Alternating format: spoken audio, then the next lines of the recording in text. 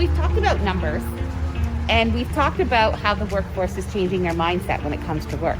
So the big question is, what can we do as employers to attract people to our organizations? So I'd like to start with the big one, pay. I know not everyone can shift their pay grades, collective agreements, small profit margins, but at least know where you stand on the pay scale. So I have 2 resources for you to check out. The first one is the job bank. So you can go to the job bank, go to trend analysis, wages, and you can actually type in your job posting, whatever you're looking for, look up Kitchener, Waterloo, Barrie, and it'll give you the low end, the middle, and the high end. The other resource I'd like to talk to you about is findyourjob.ca.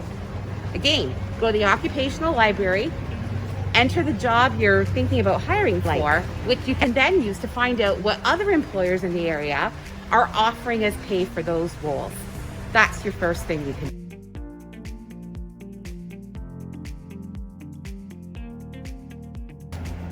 The second part of our research looked at why do people stay in their jobs and why do they leave them? So let's talk about that. People tend to stay in jobs or leave jobs because of the people that they work with, their colleagues and supervisors. Is their work being recognized? That's a really good question. Are they being treated with dignity and respect?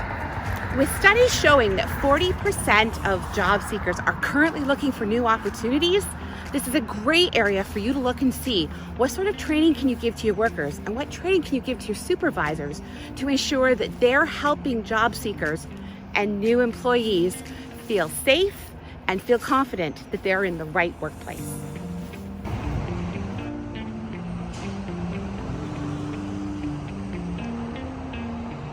The second thing that you can do as an employer is think about your recruitment process. So kind of going back to what I mentioned earlier, let's talk about job postings. Are your job postings giving lots of information? Are you talking about the skills you need, the roles, responsibilities, location, work hours, and pay? We spoke to job seekers, and we know that job seekers do not prioritize job postings that do not have pay information. What does your interview process look like? Do you let people know when job postings are going to close? Do you let them know when the interview is going to happen? And if someone interviews with you, do you let them know when they'll hear from you? And do you follow up with it? If you share this sort of information, workers and applicants will feel respected. Now start to carry that through to the rest of your company. Information share on your onboarding.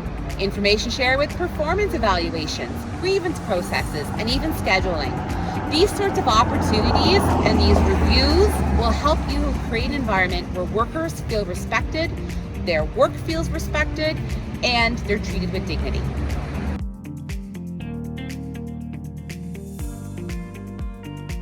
The last thing I'd like to talk to you about as an employer is who are you not accessing in the local labor market?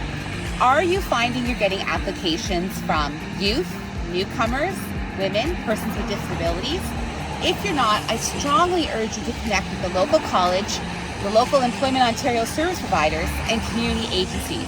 If you share your job postings with them, any job-seeking clients they have, or students, will start to apply to your roles. Think about who gave you your first shot as well. I can think back to my first shot, and I had a lot of training I had to do to get up to speed in that company. But think about it. What sort of training does those people need? Could you bring them on and then access training dollars through something like the Canada-Ontario Job Grant? There are lots of opportunities to bring people into your organization, and I strongly recommend you connect with our community supports. I'd really like to thank you for your time today. This has been a great conversation, and let's keep talking about hiring in Dufferin County.